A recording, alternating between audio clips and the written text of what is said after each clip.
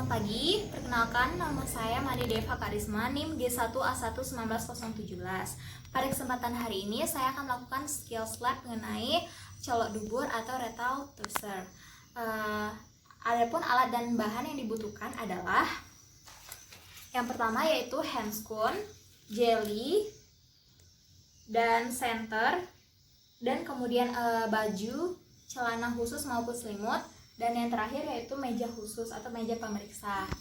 Baiklah, selamat pagi Pak. Perkenalkan, dengan saya Dr. Made Deva Karisma, dokter yang sedang berjaga pada hari ini. Berdasarkan analisis dari keluhan-keluhan Bapak tadi, kita akan lakukan pemeriksaan rectal torser pada Bapak atau colok dubur. Mungkin dalam pemeriksaan nanti Bapak akan merasa kurang nyaman, tetapi saya akan berusaha seprofesional mungkin dalam melakukannya. Apakah Bapak bersedia? Baiklah Pak, Bapak silakan untuk berbaring di meja pemeriksa ini. Kemudian nanti Bapak akan telentang dan siku lutut Bapak sedikit ditekuk ya Pak, dan agak dibuka.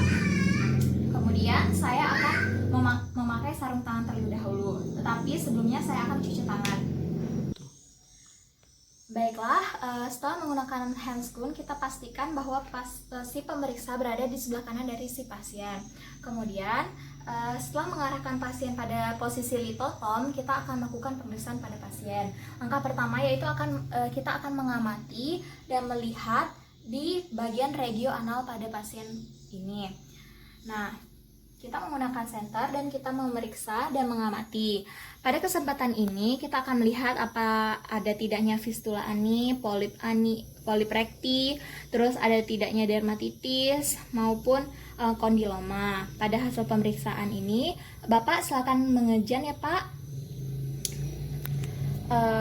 Tidak terdapat fistula ani, polip rekti, tetapi terdapat benjolan dan terdapat luka pada daerah sini, luka goresan, dan juga terdapat dermatitis atau radang kulit Bapak. Terus di sini dia terdapat kondiloma juga atau pupil di kelamin. Terus dia terdapat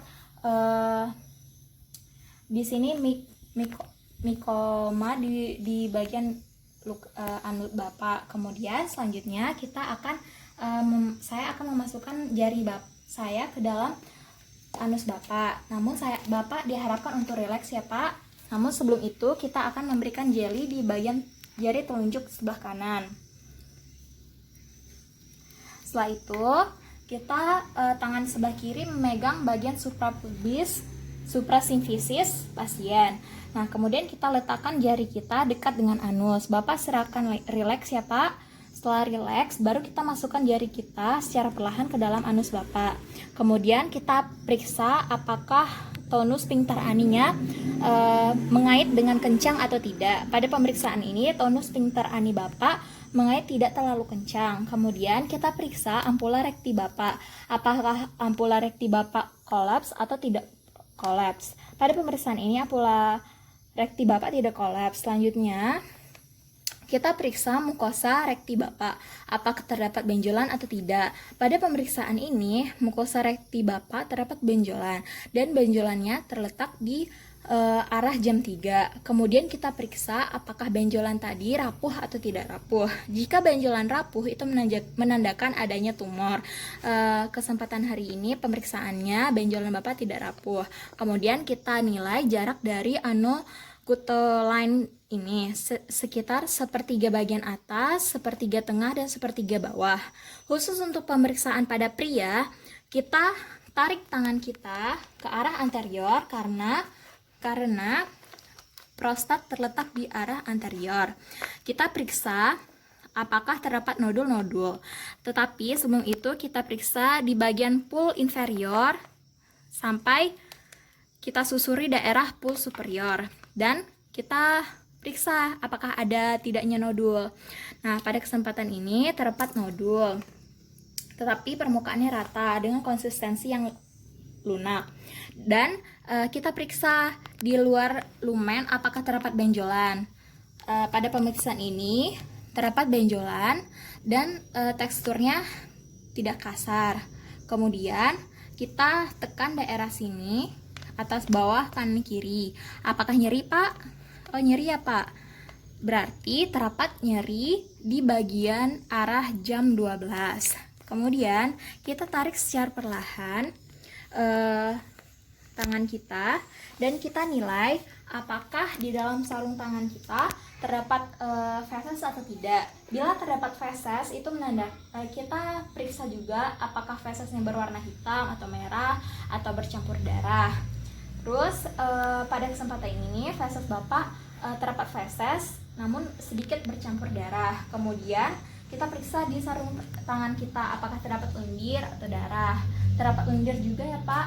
Hal ini karena benjolan yang mengeluarkan dari sarosanya. Baiklah Pak,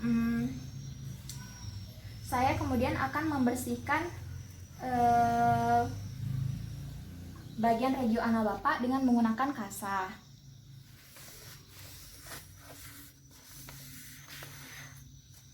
Setelah dibersihkan, sini saya akan melepas sarung tangan terlebih dahulu.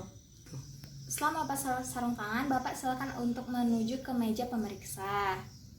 Baiklah Pak, berdasarkan hasil pemeriksaan colok dubur tadi dapat disimpulkan bahwa terdapat hemoroid pada Bapak. Namun hemoroidnya di dalam yaitu interna dan masih tahap atau stadium awal yaitu stadium 2. Di sini juga terdapat pembesaran pada prostat Bapak.